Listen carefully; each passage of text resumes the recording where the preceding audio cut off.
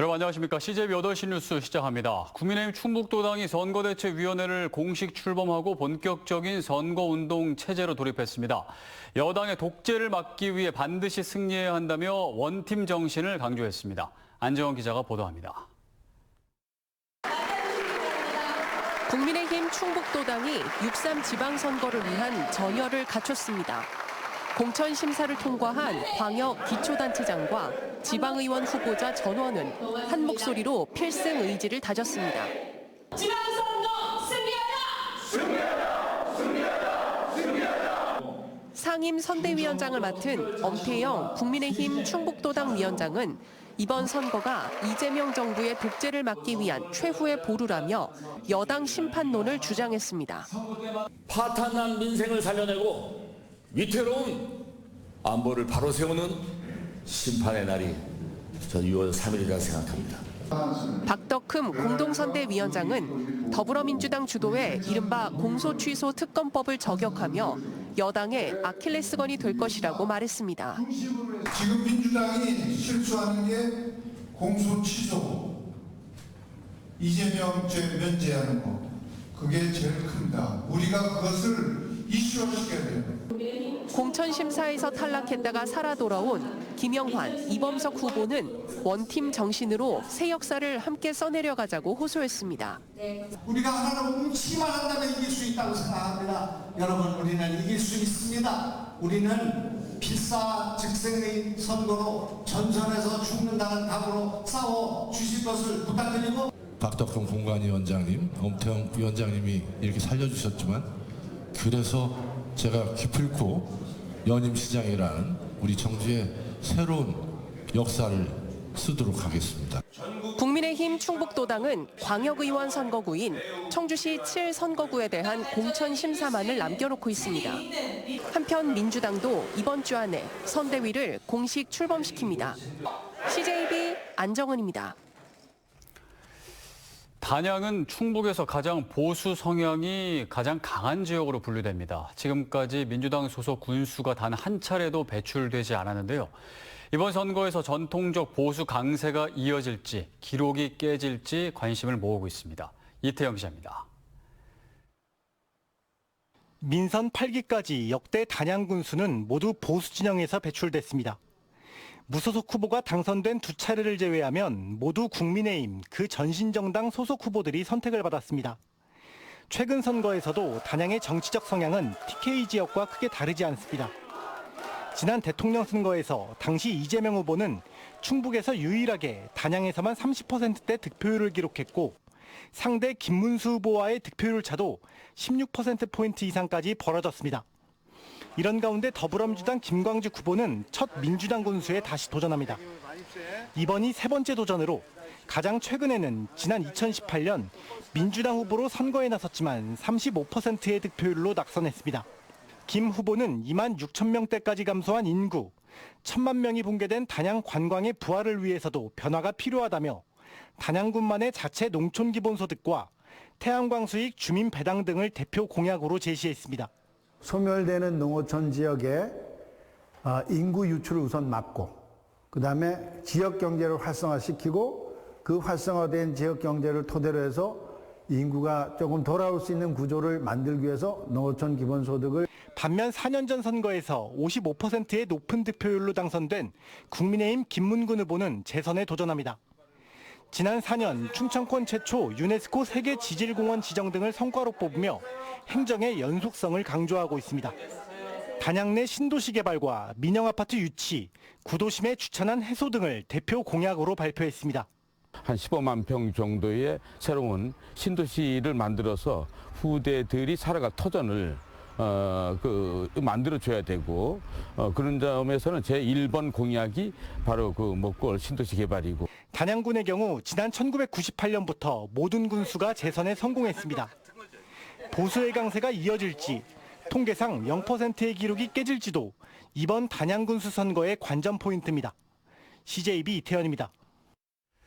충북의 노동당, 녹색당, 정의당 등 진보 3당이 공동 출마 기자회견을 열고 각 정당의 상징색인 빨간색, 녹색, 노란색을 활용한 신호등 연대를 구성해 이번 선거에 나선다고 밝혔습니다.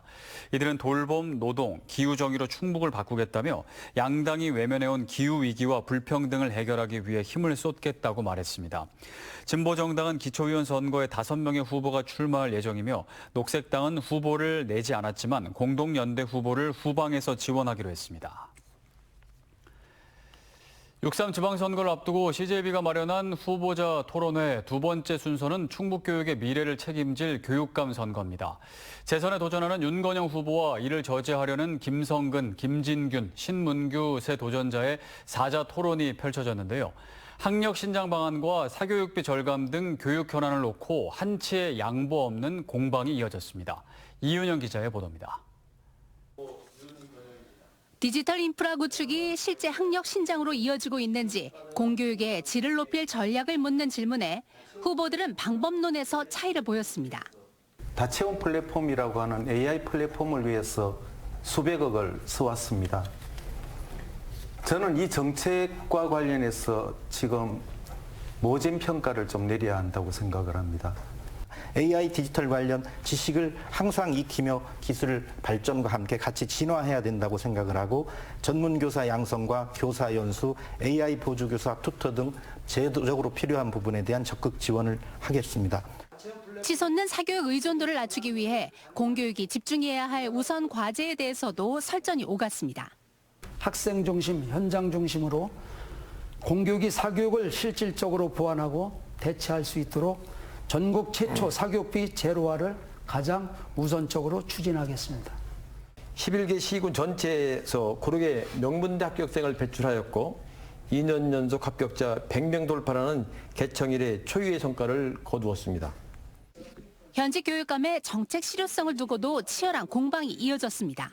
현재 우리가 이 플랫폼을 교육부가 추진하고 있다는 사실을 모르시죠?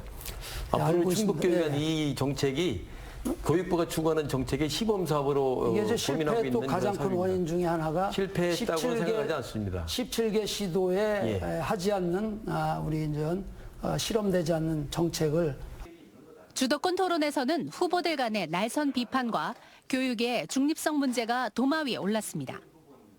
전체적인 사례에서 그 한두 가지 사례를 가지고 그렇게 전체를 폄하를 하시면 저는 안 된다고 생각을 합니다. 교원단체나 교사 노조단체로부터 영향을 받지 않고 교육이 중립성을 지키면서 학생 중심으로 성장 중심으로 가는 요소가 되게 중요하다고 생각하는데. CJB는 내일 저녁 6시 30분 제천시장 후보를 초청해 토론회를 진행합니다. CJB 이윤영입니다. 지난주 청주의 한 카페 화장실에서 납치 상황을 암시하는 쪽지가 발견돼 경찰이 출동하는 소동이 벌어졌습니다. 경찰은 과학수사계까지 동원해 작성자를 추적했는데 확인 결과 실제 범죄와는 무관한 단순 장난이었던 것으로 드러났습니다. 작성자인 20대 여성이 직접 112에 신고한 건 아니지만 경찰은 공권력이 투입된 만큼 경범죄 처벌 대상이 될 수 있는지 법리 검토에 들어갔습니다. 박원 기자입니다. 청주의 한 카페 앞에 순찰차가 멈춰섭니다. 곧이어 충북경찰청 과학수사기 차량까지 현장에 도착합니다. 지난 6일 오후 4시 40분쯤 청주의 한 카페 여자 화장실에서 납치를 암시하는 구겨진 쪽지 한 장이 발견됐기 때문입니다. 긴급 상황을 떠올리게 하는 내용의 손님은 쪽지를 카페 직원에게 전달했고 카페 측의 즉각적인 신고로 경찰이 출동했습니다.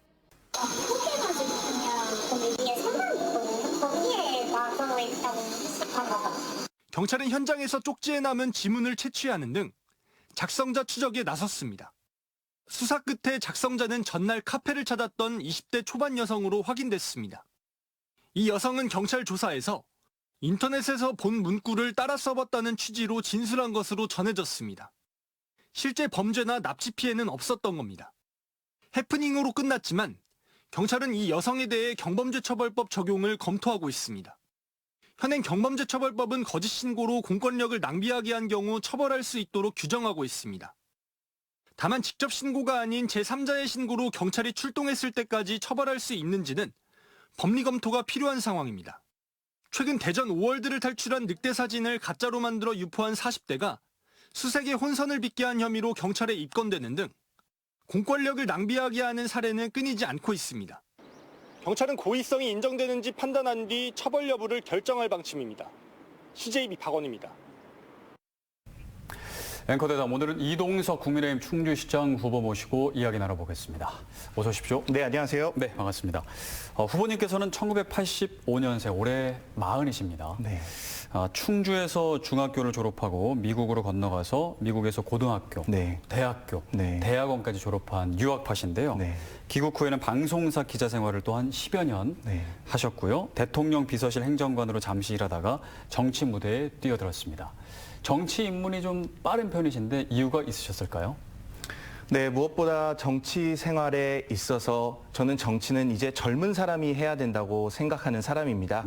네, 젊고 참신하고 그리고 실력 있고 깨끗한 후보가 등장해야 정치의 환경도 변화가 있다고 생각을 하는데요.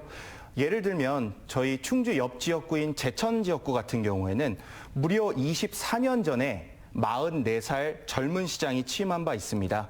충주 시민분들께서 많이들 말씀하십니다. 제천 단양만 가도 정말 많이 발전이 됐다. 저는 이 젊은 시장이 일찌감치 취임을 했기 때문에 변화의 조짐이 있었다고 보고요.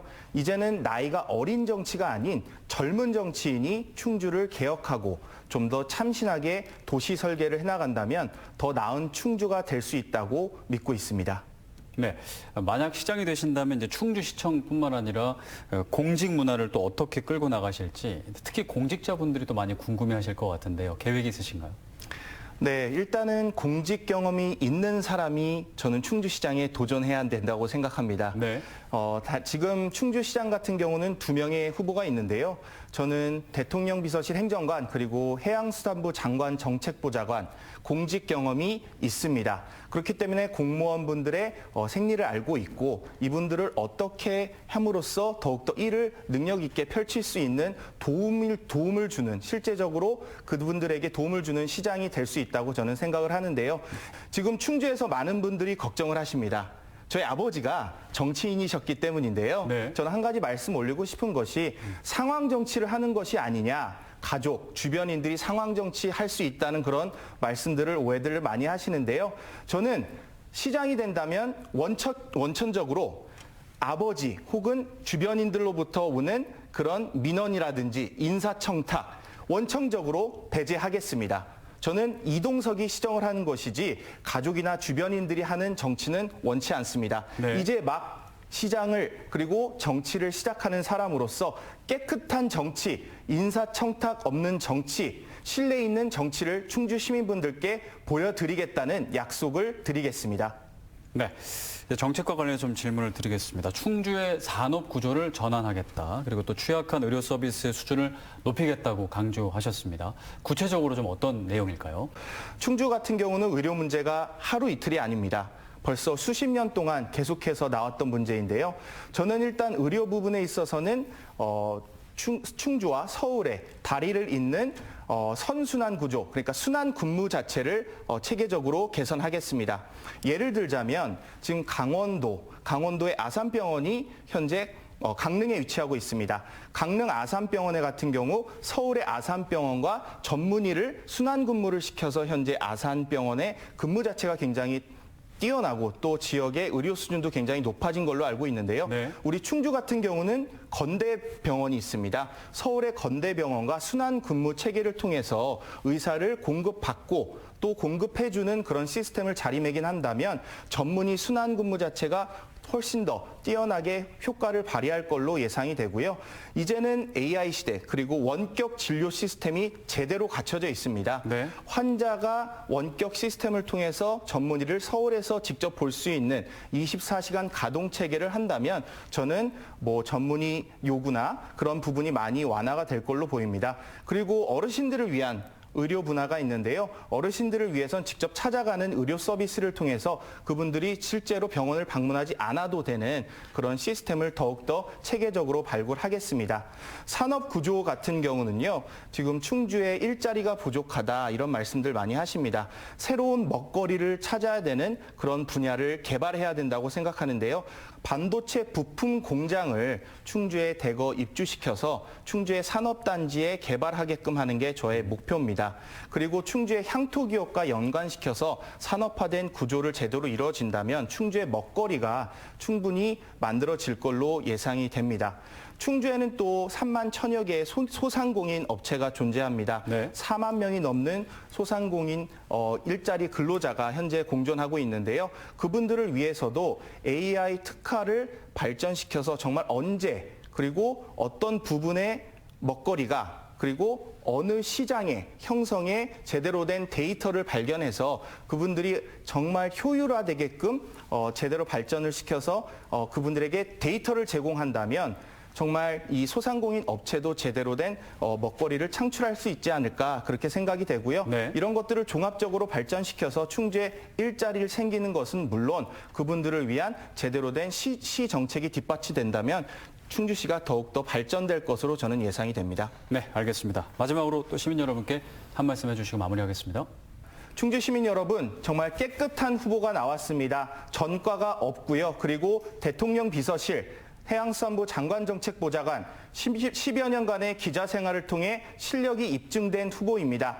무엇보다 중요한 건 정말 젊다는 겁니다. 젊고 실행력 있는 이런 시장 후보 기억해 주시고 충주 시민분들을 섬기기 위해 더 열심히 발로 뛰겠습니다. 잘 지켜봐 주시고 많은 응원 부탁드리겠습니다. 감사합니다.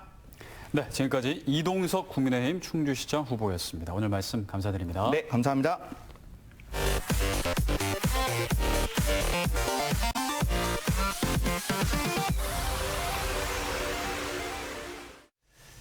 청주 오창 제4일반산업단지 대책위원회는 오늘 오창 제4일반산업단지 조성 계획의 전면 철회를 촉구했습니다. 대책위는 예정 부지 479만 제곱미터 대부분이 절대 농지인데도 청주시가 주민 반대 속에 개발을 강행하고 있다며 농지 보존과 주민 재산권 보호가 우선돼야 한다고 주장했습니다. 또 청주시의 개발 행위 허가 제한을 취소하고 산업단지 추진을 즉각 중단할 것을 요구했습니다. LG화학 청주공장 노조는 오늘 고용노동부 청주지청 앞에서 기자회견을 열고 경영 실패의 책임을 노동자에게 전가하는 일방적인 강제 휴업을 즉각 중단하고 고용 안정 정책을 마련하라고 촉구했습니다. 최근 LG화학은 매각이 결정된 편광필름과 수처리 필터 사업부 직원 중 타 부서 전환 배치를 희망하지 않은 80여 명을 대상으로 연말까지 임시 휴업을 결정했습니다.